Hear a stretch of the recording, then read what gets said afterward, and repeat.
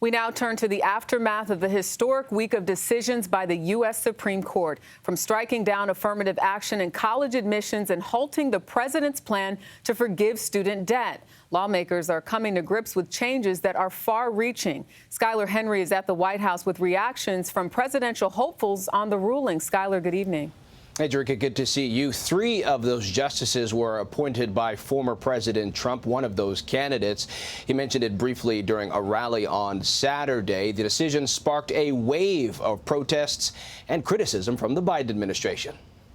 One by one, the court makes decisions that they don't like. All of a sudden, the court is, a not normal court, according to President Biden. Republican presidential challengers weighed in on the wave of momentous decisions by the Supreme Court. What the Supreme Court showed is, regardless of where you're born and raised, what color you are, what gender you are going to be able to have individual freedom, and that's a win for the United States of America. Last week, the High Court's 6-3 conservative majority ruled race cannot be a factor when colleges and universities consider applicants.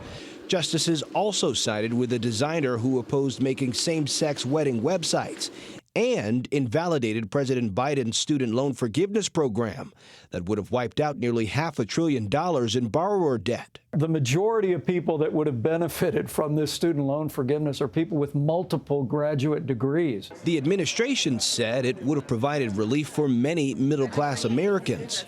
Despite the blow, President Biden vowed to carve out a new plan to forgive those loans. We'll use every tool at our disposal to get you the student debt relief you need and reach your dreams. According to White House estimates, some 20 million Americans would have seen their student loan balances erased altogether.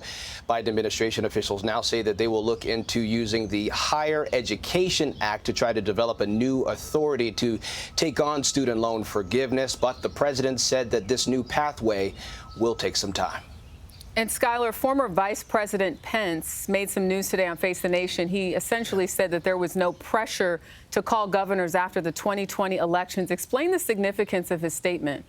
Yeah, the Washington Post reported on Saturday that former President Trump tried to press Arizona Governor Doug Ducey into overturning election results in 2020, or at the very least, look for any sort of widespread voter fraud. We should point out that Arizona is a state that President Biden won by more than 10,000 votes. Pence tells CBS News that he did speak with Governor Ducey about election updates, but he also did so with other governors in other states that were going through the legal process of reviewing their election returns. Jerika. Skylar Henry at the White House tonight. Thank you.